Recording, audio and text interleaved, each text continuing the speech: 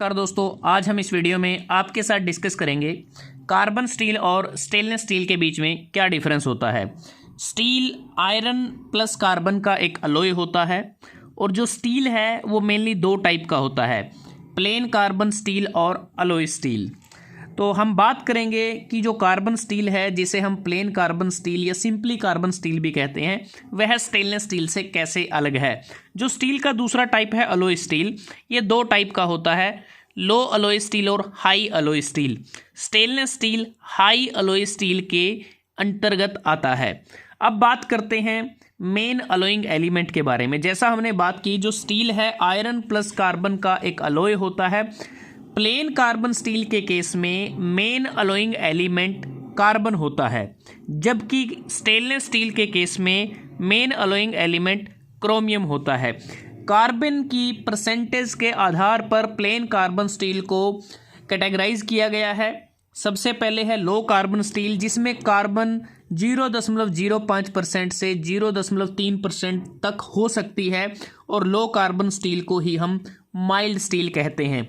उसके बाद medium carbon steel, जिसमें कार्बन परसेंटेज 0.3% से लेकर 0.7% तक हो सकती है, और इसे हम मशीनरी स्टील भी कहते हैं। हाई कार्बन स्टील, इसमें कार्बन कंटेंट 0.7% से ज़्यादा होता है, और इसे हम हार्ड स्टील या टूल स्टील भी कहते हैं।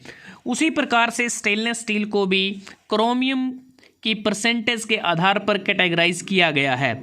मार्टनसेटिक स्टेनलेस स्टील, जिसमें क्रोमियम 10% से 15% के बीच में हो सकता है। फेरेटिक स्टेनलेस स्टील 16% से 18% के बीच में क्रोमियम हो सकता है। ऑस्टेनेटिक स्टेनलेस स्टील में 17% से 25% के बीच में क्रोमियम हो सकता है।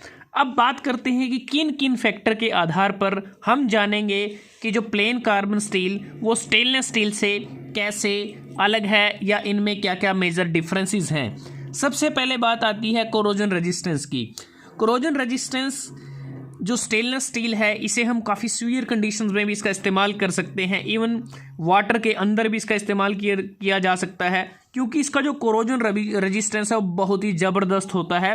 क्योंकि इसमें जो मेन अलॉइंग एलिमेंट क्रोमियम होता है, क्रोमियम एयर में मौजूद जो ऑक्सीजन है उसके साथ रिएक्ट करता है और क्रोमियम ऑक्साइड बनाता है। क्रोमियम ऑक्साइड एक प्रकार से मेटल सरफेस के ऊपर एक प्रोटेक्टिव लेयर का काम करती है, जो उसे क्रोड होने से, जंग लगने से मटेरियल को बचाती है।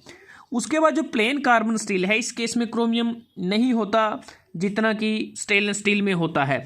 तो प्लेन कार्बन स्टील में जो आयरन है वो हवा या एयर में मौजूद जो मॉइस्चर है उसके साथ रिएक्ट करता है और आयरन ऑक्साइड बनाता है, जिसे हम रस्ट कहते हैं। तो एक प्रकार से ये कोरोजन रेजिस्टेंस इसका इतना नहीं है जितना स्टेनलेस स्टील का है। स्टेनलेस स्टील का जो कोरोजन रेजिस्टेंस है वो प्लेन कार्बन स्टील से तकरीबन 200 टाइम्स ज़्यादा है, 200 गुना ज़्यादा है। अब बात करते हैं इम्पैक्ट रेजिस्टेंस एंड स्ट्रेंथ के बारे में। जो इम्पैक्ट रेजिस्टेंस और जो स्ट्रेंथ है वो कार्बन स्टील का कम होता है, स्ट्रेंथ भी इसकी कम होती है as comparison to stainless steel. Stainless steel काफ़ी स्ट्रॉन्ग होता है। डक्टिलिटी की बात करते हैं। डक्टिलिटी के केस में कार्बन स्टील ज़्यादा डक्टाइल होते हैं, इन्हें हम आसानी से ट्विस्ट कर सकते हैं, स्ट्रेच कर सकते हैं, जबकि स्टेनलेस स्टील ज़्यादा डक्टाइल नहीं होते। इनकी डक्टिलिटी को बढ़ाने के लिए हम इसमें निकल को ऐड करते हैं। ब्रिटलनेस की बात करें, जो कार्बन स्टील है ये कम ब्रिटल होता है, ये ब्रेक होने की बजाय बैंड हो सकता है जब इस पे इम्पैक्ट फोर्सेस को अप्लाई किया जाए। लेकिन जो स्टेनलेस स्टील है स्ट्रोंगर होता है, जिसके परिणाम स्वरूप ये ज़्यादा ब्रिटल होता है और ये ब्रेक हो जाता है बैंड होने की बजाय। टफनेस की अगर बात करते हैं, जो टफनेस है कार्बन स्टील की टफनेस कम होती है, और जो स्टेनलेस स्टील है इसकी टफनेस ज़्यादा होती है, और इसमें जो मार्टनसेटिक स्टेनलेस स्टील है काफ़ी टफ मटेरियल होता है। हार्डनेस की अगर हम बात करते हैं, जो कार्बन स्टील है इसकी हार्डनेस कम होती है, जबकि स्टेनलेस स्टील की जो हार्डनेस है वो ज़्यादा होती है। मेलिएबिलिटी की अगर हम बात करें, मेलिएबिलिटी का मतलब है कि मटेरियल को पीट कर उसकी सीट बनाना बिना किसी क्रैकिंग या ब्रेकिंग के, तो बार बार उसको बीट किया जाता है। तो कार्बन जो स्टील है ये ज़्यादा मेलिएबल होता है, इसलिए इसको फैब्रिकेट करना भी आसान रहता है। स्टेनलेस स्टील कम मेलिएबल होता है, तो इसको फैब्रिकेट करना थोड़ा सा मुश्किल रहता है। इसके लिए स्पेशल ट्रेनिंग चाहिए, ऑपरेटर को कार्य करने के लिए कुछ स्पेशल मशीनरी चाहिए इसे करने के लिए। उसके बाद आती है वेल्डेबिलिटी। वेल्डेबिलिटी की बात करते हैं। जो माइल्ड स्टील, जो कार्बन स्टील है, इसकी वेल्डेबिलिटी ज़्यादा होती है, जबकि स्टेनलेस स्टील की वेल्डेबिलिटी कम होती है। इसे थोड़ा सा वेल्ड करने भी एक चैलेंज भरा कार्य होता है, क्योंकि वेल्ड करते समय इसकी शेप और कलर दोनों चेंज हो जाते हैं, और इसकी हाई डिसिपेशन ऑफ हीट के कारण इसका जो स्ट्रक्चर का जो एक प्रकार से अगर हम देखें वो ख़राब पीसीस बनते हैं, जिसके कारण इसमें स्क्रैप कॉस्ट बढ़ जाती है। उसके बाद है मैग्नेटाइजेशन की बात करें। जो कार्बन स्टील है ये मैग्नेटिक होते हैं, इसमें जो आयरन कंसंट्रेशन ज़्यादा होती है और एक प्रकार से फेरोमैग्नेटिक होते हैं।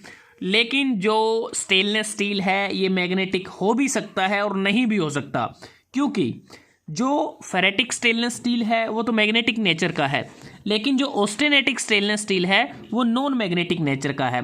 तो स्टेनलेस स्टील मे बी और मे नॉट बी मैग्नेटिक। उसके बाद है लाइफ स्पैन की बात करते हैं। कार्बन स्टील कोरोजन रेजिस्टेंस कम होने के कारण इसका जो लाइफ स्पैन है वो कम होता है, लेकिन ज़्यादा कोरोजन रेजिस्टेंस होने के कारण स्टेनलेस स्टील से बने प्रोडक्ट्स जो हैं उनका जो लाइफ स्पैन है वो ज़्यादा होता है। कॉस्ट की अगर बात करें हम, जो कॉस्ट है, जो हमारा प्लेन जो कार्बन स्टील है इसकी कॉस्ट कम होती है, जबकि जो स्टेनलेस स्टील है इसकी कॉस्ट ज़्यादा होती है, क्योंकि इसको करने के लिए हमें अलग से मशीनरी की आवश्यकता होती है, रिवर्क करना पड़ता है, फैब्रिकेशन इसका थोड़ा सा मुश्किल रहता है। उसके बाद है मेंटेनेंस की अगर हम बात करें, जो प्लेन कार्बन स्टील से बने प्रोडक्ट्स होते हैं इनको ज़्यादा टाइम तक रखने के लिए हमें इसमें पेंट करने की भी आवश्यकता रहती है, बिना पेंट के इन पर रस्ट लग सकता है, तो इस प्रकार से यहाँ मेंटेनेंस और क्लीनिंग की ज़्यादा आवश्यकता होती है। लेकिन जो स्टेनलेस स्टील है इसको टेक केयर करना थोड़ा आसान रहता है, क्लीन करना आसान रहता है, क्योंकि इसका जो स्ट्रक्चर होता है काफ़ी स्मूथ टेक्सचर होता है और जिस पे जो डस्ट है वो स्टिक नहीं करती है। अपीयरेंस या एस्थेटिक्स की अगर हम बात करें, जो प्लेन कार्बन स्टील है ये थोड़ा दिखने में डल और डार्किश होता है, लेकिन जो स्टेनलेस स्टील है ये दिखने में बिल्कुल ब्राइट, अट्रैक्टिव, शाइनी, क्लीन, एक प्रकार से सिल्वर वाइट लुक हमें देता है, जैसा हम हमारे किचन में बने हुए बर्तनों को देखते हैं। उसके बाद आती है एप्लीकेशन कि इन दोनों स्टील्स को हम कहाँ कहाँ इस्तेमाल करते हैं हमारी रोज़मर्रा की ज़िंदगी में, या हम अपने आसपास इर्द गिर्द कहाँ देखते हैं। जो प्लेन कार्बन स्टील है इसके द्वारा हम नट एंड बोल्ट बनाए जा सकते हैं, जो रेलवे के जो ट्रैक्स होते हैं, जो चैनल होते हैं, रिविट्स होती हैं, जो रोल्ड सेक्शंस होते हैं, एंगल्स बनाए जा सकते हैं, क्रैंकशाफ्ट बना सकते हैं, कनेक्टिंग रोड बना सकते हैं, एक्सिस बना सकते हैं, रेजर ब्लेड बनाया जाता है, गियर्स बनाए जाते हैं, हेक्सा के ब्लेड बनाए जा सकते हैं, कटिंग टूल बनाए जा सकते हैं, और इसके अतिरिक्त मिलिंग कटर बनाए जा सकते हैं, फाइल बना सकते हैं, चीजल बना सकते हैं।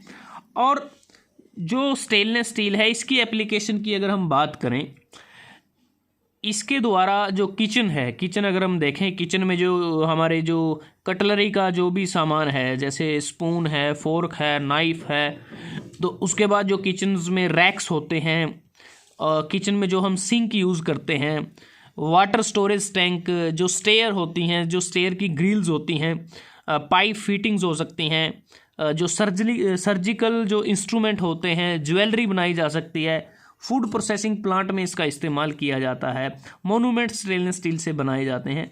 तो दोस्तों आज हमने इस वीडियो में आपके साथ डिस्कस किया प्लेन कार्बन स्टील और स्टेनलेस स्टील के बीच में क्या डिफरेंस है। अगर आपको ये वीडियो अच्छा लगा आप इसको लाइक कर सकते हैं, शेयर कर सकते हैं अपने दोस्तों के साथ, स्टूडेंट्स के साथ।